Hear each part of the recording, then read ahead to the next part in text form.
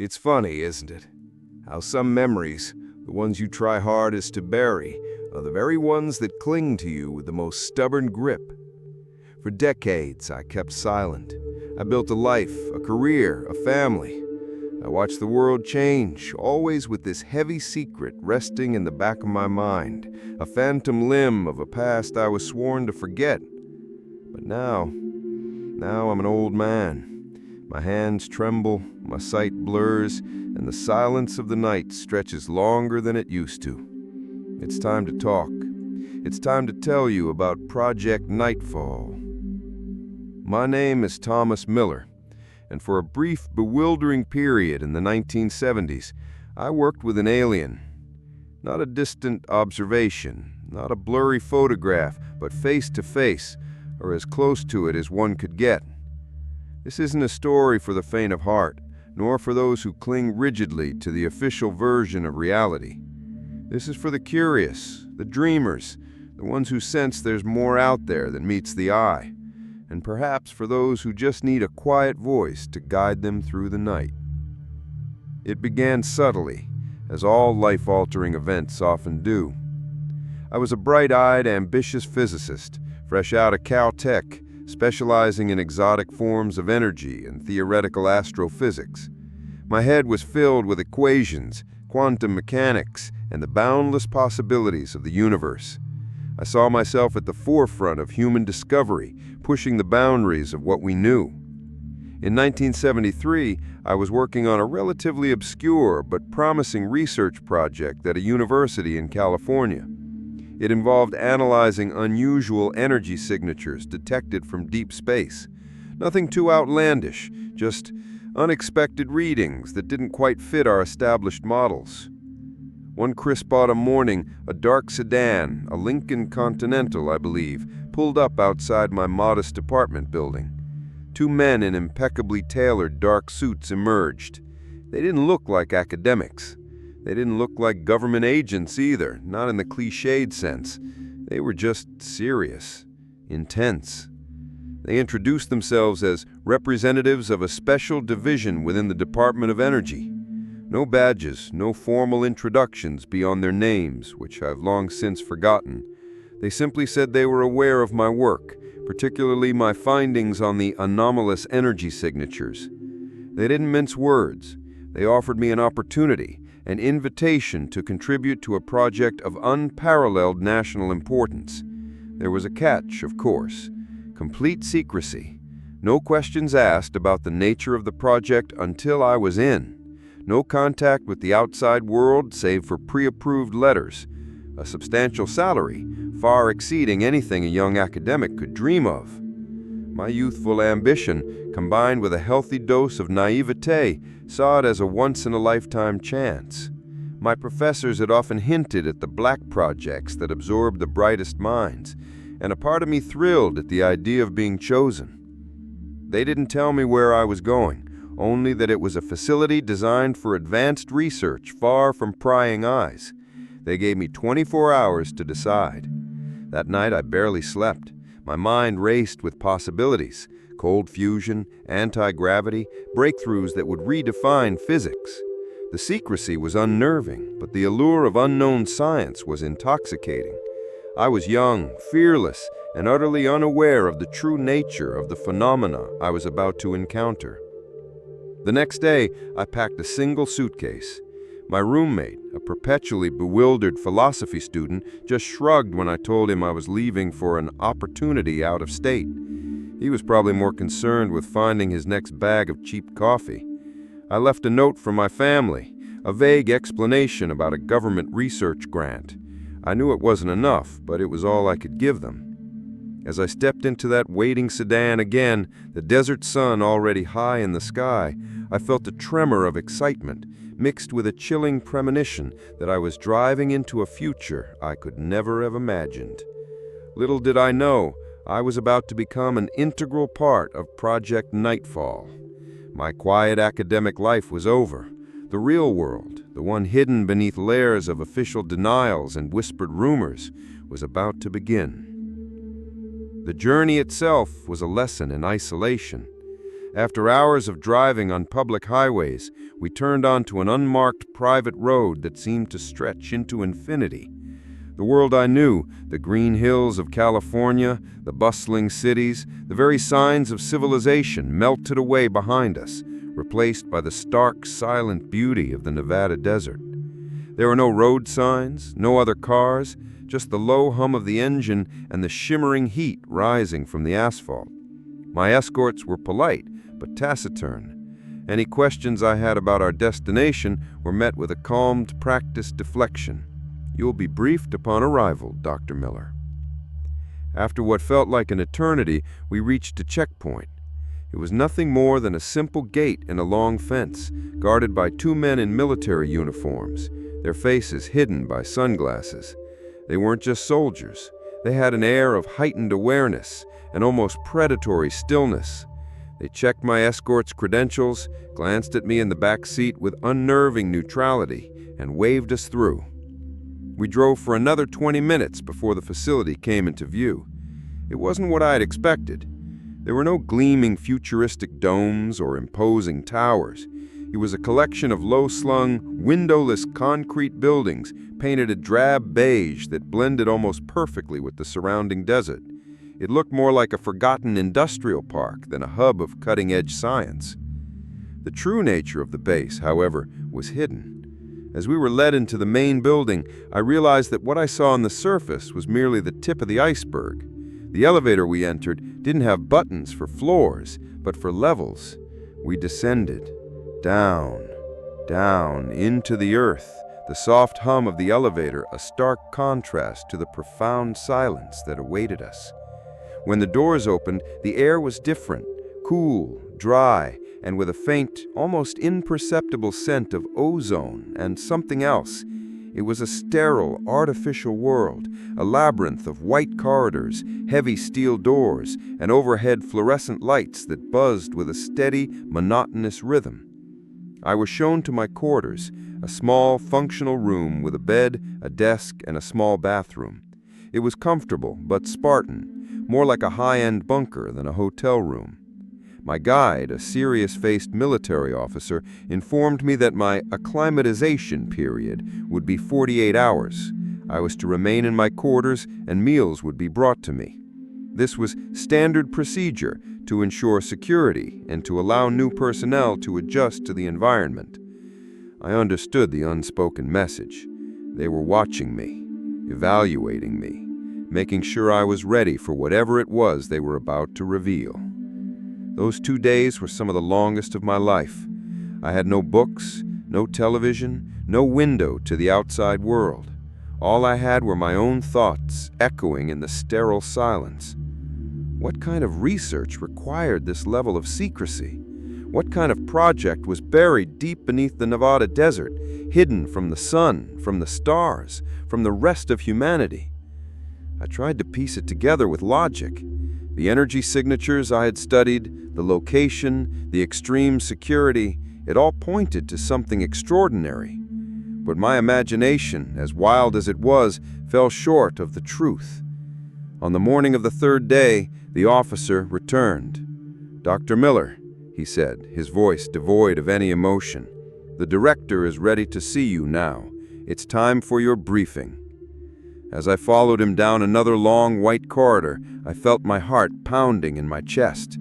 The waiting was over. The mystery was about to unfold. The officer led me through a series of checkpoints, each requiring a higher level of security clearance than the last. The final door was a thick, circular vault, like something you'd see on a submarine, which hissed open with a release of pneumatic pressure. We stepped into a dimly lit observation room. It was circular, with a large, curved window of what looked like incredibly thick glass taking up one entire wall. On the other side of the glass was another room, large, white, and sparsely furnished, and in the center of that room, sitting on a simple stool, was the reason for all this secrecy. My scientific mind, trained to categorize and analyze, struggled to process what I was seeing. It was humanoid in the sense that it had a head, 2 arms, and 2 legs, but the similarities ended there. The being was impossibly tall and slender, its limbs elongated and graceful. Its skin was a pale, almost translucent gray, with no visible hair.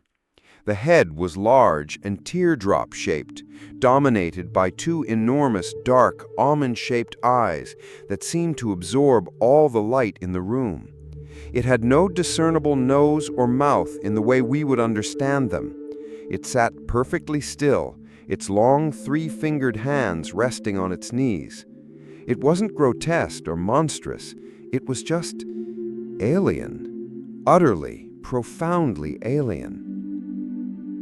A man in a sharp suit, older than my escorts, with graying hair and a weary but intelligent face, stepped out of the shadows. "Dr. Miller," he said, his voice a low baritone, "I am Director Marcus Thorne. Welcome to Project Nightfall." He gestured towards the window. "Meet our guest.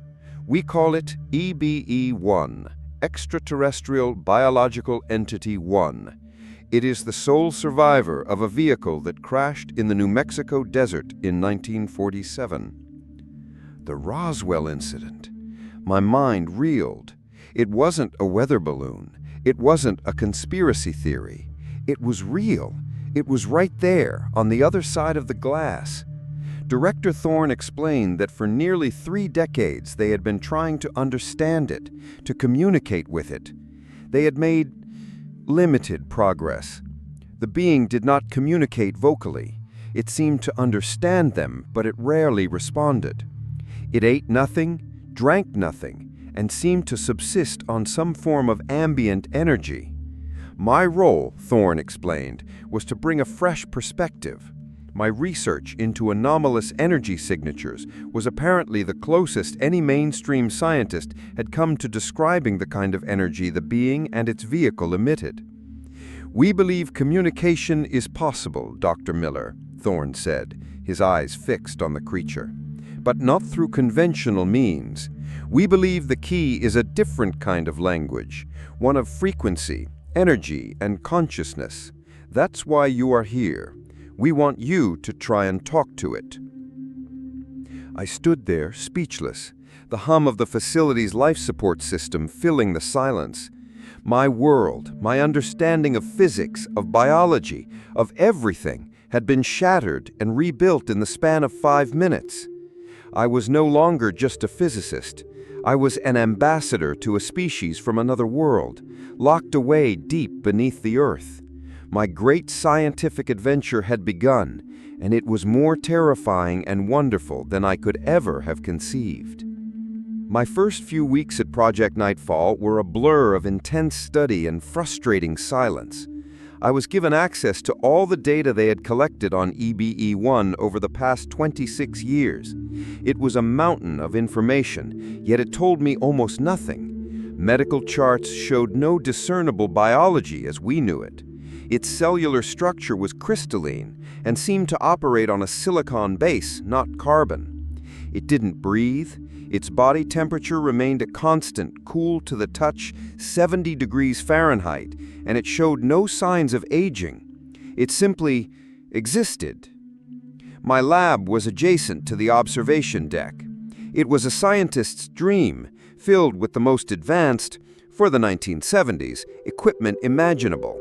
Oscilloscopes, frequency generators, spectrum analyzers. If it could measure a wave or an energy particle, I had it at my disposal. My task was to find a bridge, a common language between our species. I started with the basics, broadcasting simple mathematical concepts using radio waves, prime numbers, the value of pi, the Fibonacci sequence. I attempted to modulate light waves, sending pulses in complex patterns. I even attempted to use sound, creating pure sine waves at different frequencies, hoping for some kind of resonant response.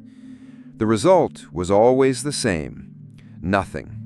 EBE-1 would sit in its sterile white room, perfectly still, its large, dark eyes occasionally blinking with a slow, deliberate motion. It was aware of me, I was certain of it, Sometimes, when I was adjusting a piece of equipment, I would catch a glimpse of its head slightly tilted, as if observing my efforts with a detached, ancient curiosity. But it never reacted. There was no flicker of recognition, no attempt to reciprocate. It was like communicating with a statue, albeit a living, breathing, or at least the alien equivalent of breathing. The other scientists on the project were a mixed bag. Most were brilliant but jaded, worn down by decades of failure. They had tried everything they could think of, from holding up flashcards with pictures to bringing in linguists and even psychologists. They treated me with a sort of weary politeness, the new kid with bright ideas who hadn't yet been crushed by the sheer, overwhelming silence of their subject. They would offer suggestions, share old, abandoned theories, but their enthusiasm was long gone. The project for them had become a job, a highly classified, deeply strange job, but a job nonetheless. During those long nights, surrounded by the hum of my machines, I often found myself just watching it. I would turn off all the transmitters, lean back in my chair, and simply observe. There was a profound sense of loneliness emanating from the creature, an aura of stillness that was both peaceful and deeply sorrowful. Here was a being, likely possessed of knowledge beyond human comprehension, a traveler from a distant star, now a prisoner in a concrete box buried under a desert. It was in those quiet moments that I began to realize the problem wasn't with my methods. The problem was with my perspective. I was trying to talk to it, using the tools of my world.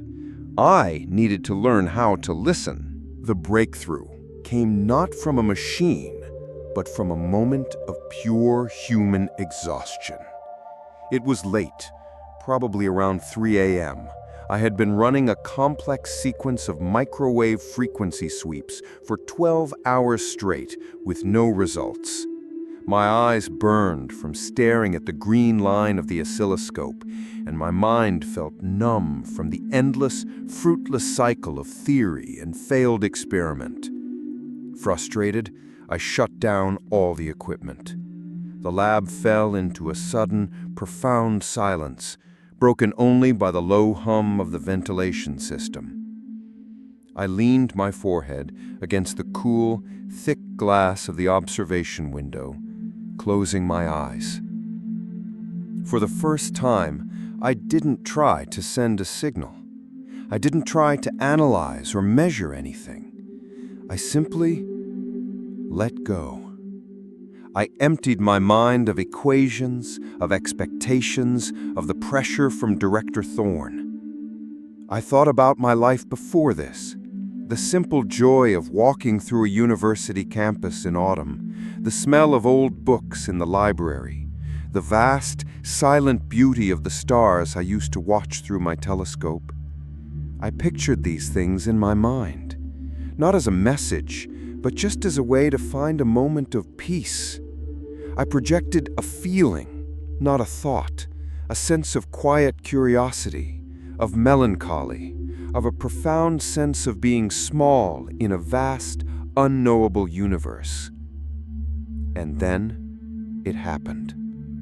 It wasn't a sound. It wasn't a light. It was a feeling, a thought that bloomed suddenly in the center of my mind. It was not my own.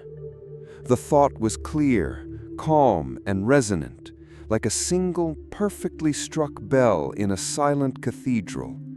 It was a simple, elegant concept, a pure, languageless image. It was a geometric shape, a perfect sphere, which then unfolded into a complex rotating pattern of interconnected lines and nodes. It was beautiful, intricate, and utterly alien, and I knew, with a certainty that transcended all logic, that it was not from me. My eyes snapped open. On the other side of the glass, EBE-1 had not moved. It sat in the exact same position, its slender hands on its knees. But its head was tilted slightly, and I knew that its full attention was on me. The image in my mind faded, leaving behind an echo, a ghost of its perfect geometry. Trembling, I stepped back from the window. My heart was hammering against my ribs. This was it. This was contact. It wasn't through radio waves or light pulses. It was mind to mind. The being was a telepath. All my machines, all my advanced technology were like trying to shout at someone who could only read your thoughts. For months, I had been screaming into a void when all I needed to do was be quiet and listen. That night, I didn't write a single note in my official log. How could I describe this? How could I explain to the generals and the hardened scientists that the key to interstellar communication was to sit quietly and feel? The project had just taken a turn into territory none of us were prepared for, and I was at the center of it. After that initial startling contact, everything changed. My approach to communication became less about technology and more about consciousness. I abandoned the complex machinery for hours of quiet meditation, focusing on my thoughts, feelings, and memories, trying to project them with clarity and intent. It was incredibly difficult. Our human minds are a chaotic jumble of impulses, anxieties, and fleeting images. To distill something pure and translatable was a challenge unlike any I had ever faced. EBE-1, however, proved to be an astonishingly patient teacher. When I would send a jumbled thought, it wouldn't return frustration. Instead, it would return a refined, simplified version of my own thought, like a gentle correction.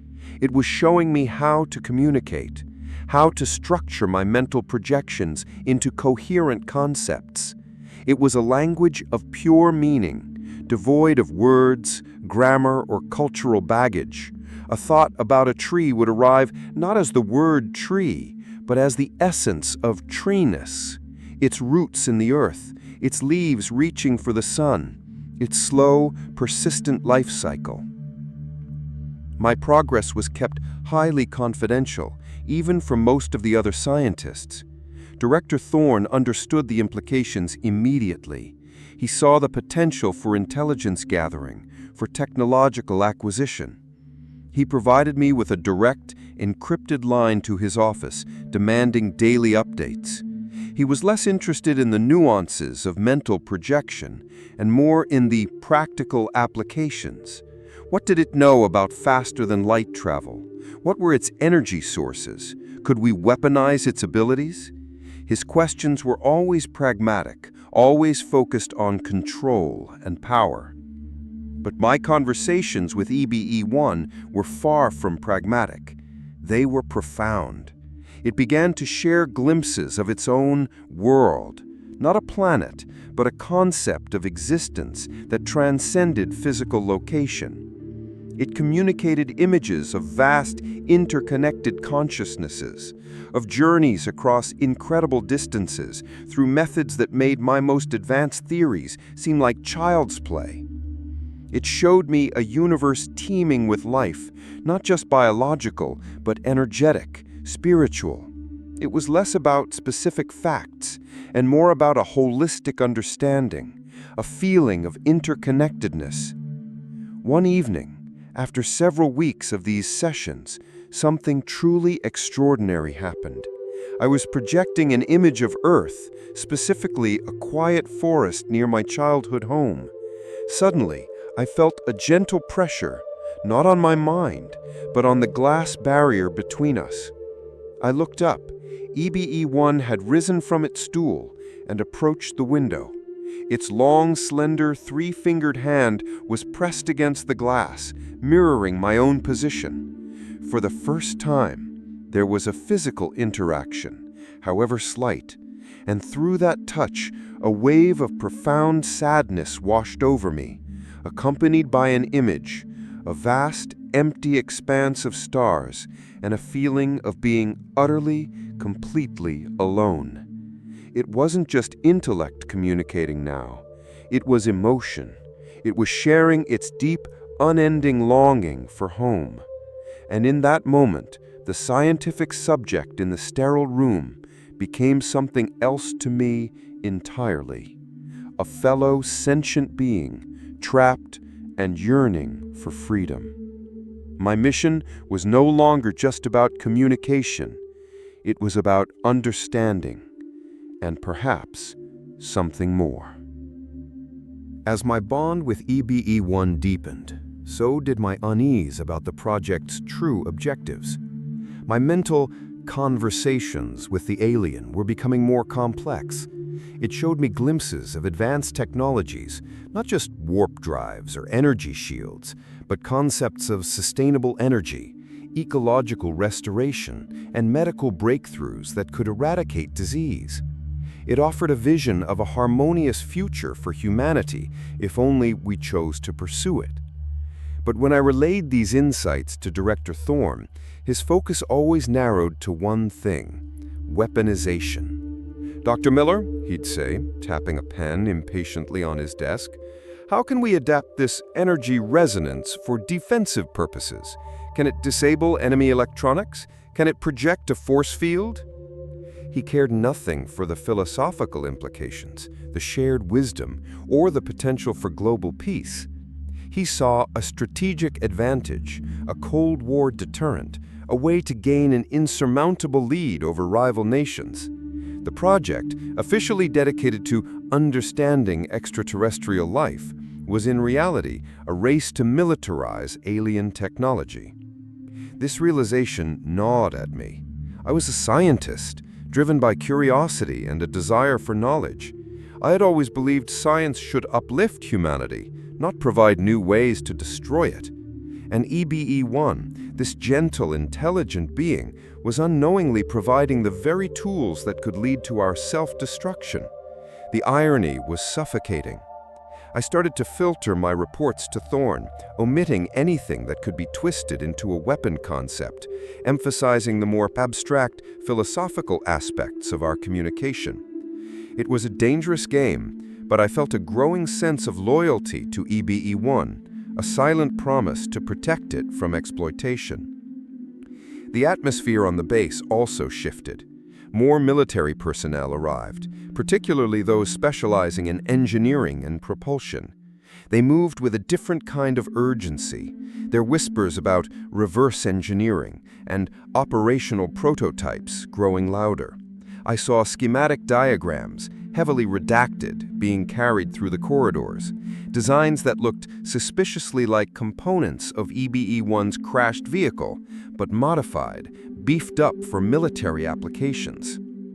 One evening, I overheard a conversation between two high-ranking officers in the mess hall. They spoke of a contingency plan for EBE-1, a protocol to neutralize it if it ever proved uncooperative or if its knowledge was deemed too dangerous to exist. The blood ran cold in my veins. They weren't just studying it, they were holding it captive, and they were prepared to eliminate it. EBE-1, which had shown me visions of boundless compassion and universal connection, was considered a potential threat, an asset to be exploited or destroyed. That night, as I lay awake in my sterile quarters, the buzzing of the fluorescent lights a dull throb in my head, I knew I couldn't be part of this anymore. My initial thrill of scientific discovery had been replaced by a crushing weight of moral responsibility. I had formed a connection with a being from another world, and that connection demanded more than just scientific observation. It demanded protection. I had to make a choice that would either doom EBE-1 to be a weapon or set it free, potentially at the cost of everything I had. The thought of helping an alien escape a top-secret government facility was insane, suicidal even. But the alternative, allowing it to be exploited, or worse, destroyed, was a fate I could not bear. The decision, once made, settled in my soul with a strange and terrifying calm. The question was no longer if I should help EBE-1, but how. A direct assault was impossible. The facility was a fortress, buried under tons of rock and soil, guarded by men with machine guns and a singular sense of duty. My plan had to be subtle, a quiet manipulation of the very systems that kept us all imprisoned here. My greatest asset wasn't a weapon or a key card, it was my mind and my unique connection to the one being who understood this place on a level I never could. I began my work in secret, during the dead hours of the night when the base was at its quietest. My official research logs remained filled with fabricated data about energy resonance and linguistic patterns, a smokescreen to satisfy Director Thorne. But my real work was happening on loose sheets of paper, covered in frantic calculations and sketches of the base's internal infrastructure. I studied the power grids, the ventilation shafts, the communication relays, anything that could be exploited. I was no security expert, but I was a physicist. I understood systems, frequencies, and a system, no matter how complex, always has a vulnerability. The most crucial part of the plan, however, was communicating it to EBE-1 without alerting our ever-present observers. I couldn't just project the thought, "I'm going to help you escape." It was too direct, too risky. Instead, I started sharing concepts disguised as scientific queries. I would project the idea of a system failure, presenting it as a theoretical problem. I'd send complex energy equations, but woven in them were the frequencies of the base's electronic locks. I shared star charts, but highlighted a specific trajectory, an escape vector away from Earth's orbital patrols. EBE-1 understood immediately. Its response was not one of surprise or excitement, but a calm, profound understanding. It began to help. During our sessions, it would send back images of the facility's internal workings, but with a clarity I could never achieve from blueprints. It showed me power conduits hidden behind walls, security patrol schedules, and the precise timing of the guard shift changes. It could sense the flow of electricity, the movement of people, the very pulse of the base. We were planning the escape together, a silent, telepathic conspiracy between a human scientist and an alien captive. The paranoia was a constant companion. Every footstep in the corridor outside my lab made me jump. Every time an officer looked at me for a second too long, I was convinced they knew. I felt the unblinking eye of the security cameras on me all the time. I lived a double life, the dedicated, slightly eccentric scientist by day and a conspirator plotting an impossible jailbreak by night. The weight of the secret was immense, but it was matched by a growing sense of purpose. I was terrified, but for the first time since arriving in this concrete tomb, I felt truly alive. We had a plan. It was desperate. It was insane, and it had 1,000 ways to fail, but it was the only hope we had. We chose a night during a planned systems diagnostic, a time when minor electrical fluctuations wouldn't be immediately flagged as a threat. I sat in my lab, my heart a frantic drum against my ribs, sweat beading on my forehead.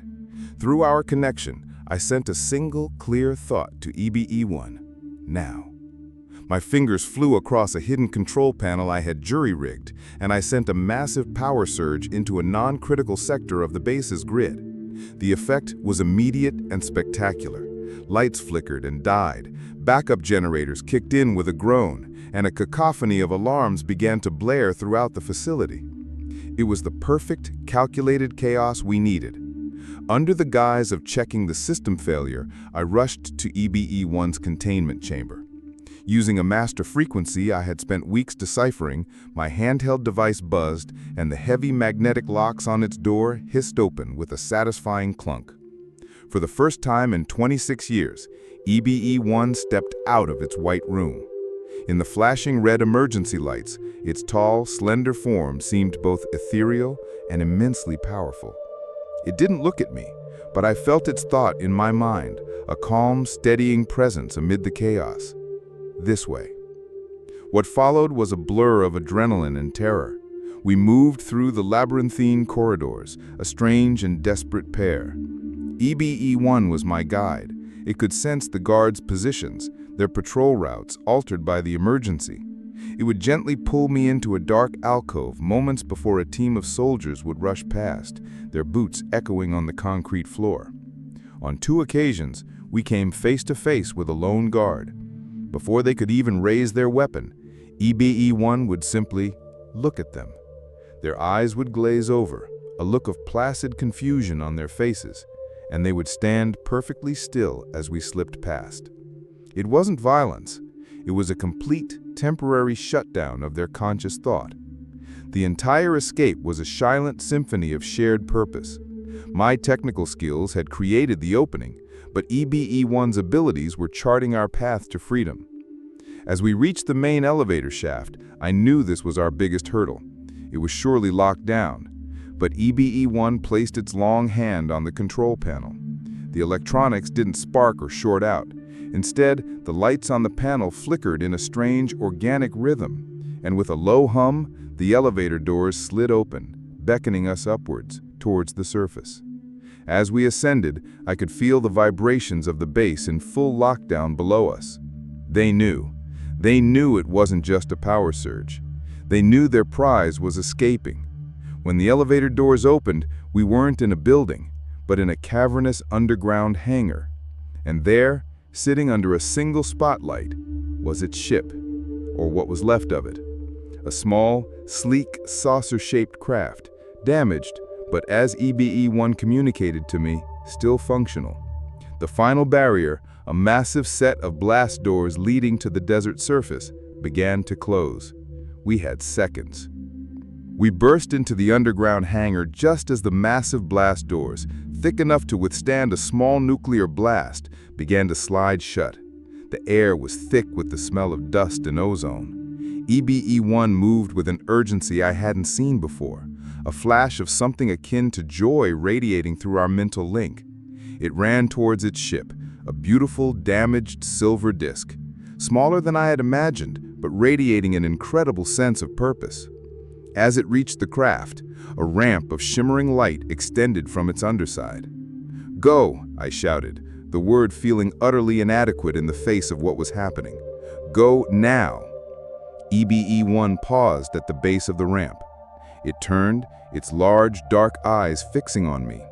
And then, a torrent of pure thought flooded my mind. Not just words, but emotions, images, entire libraries of information compressed into a single overwhelming moment. It was gratitude, profound and ancient. It was a promise of return, a vision of humanity's future among the stars, if we could only overcome our own destructive tendencies. It showed me my family, safe and happy, a silent thank you for my sacrifice. And finally, it projected a single powerful image, a constellation I had never seen, burning bright with an impossible light. It's home. Before I could fully process it all, I heard shouts from the hangar entrance we had just used. A team of armed soldiers, led by a furious Director Thorne, was pouring in. "Miller, don't you dare!"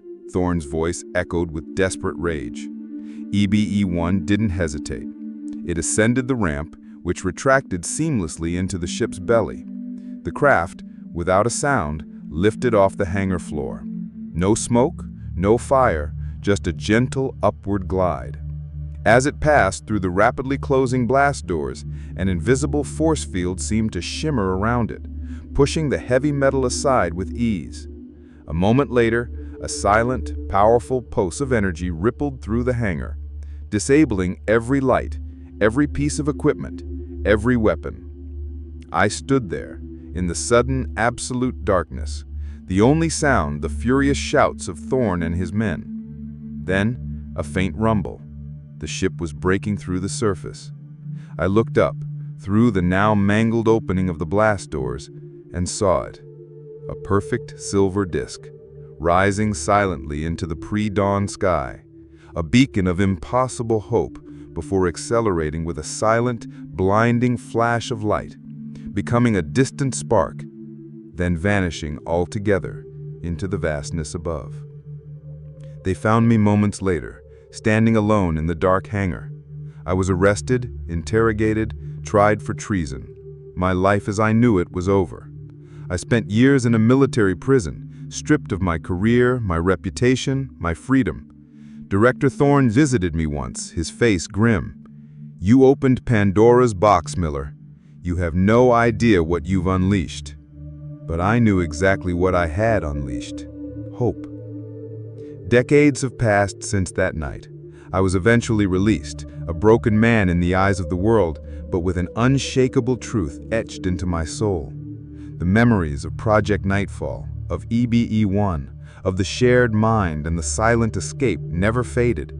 I saw the world continue its struggles, its petty wars, its slow, hesitant march towards progress. But I also held on to that promise, that vision of a different future. Now, as an old man, looking out at the stars from my window, I sometimes wonder, did it make it home? Will it return? I don't know, but I carry its message with me, a quiet understanding that we are not alone and that the greatest discoveries are not always found in the grandest laboratories, but in the quiet connections between beings, in the courage to choose compassion over control. And sometimes, late at night, when the world is asleep, I still feel a faint, distant echo in my mind, a reminder of the silence, the shared mind, and the impossible farewell. And that, dear listener, is the true story of Project Nightfall. Sleep well.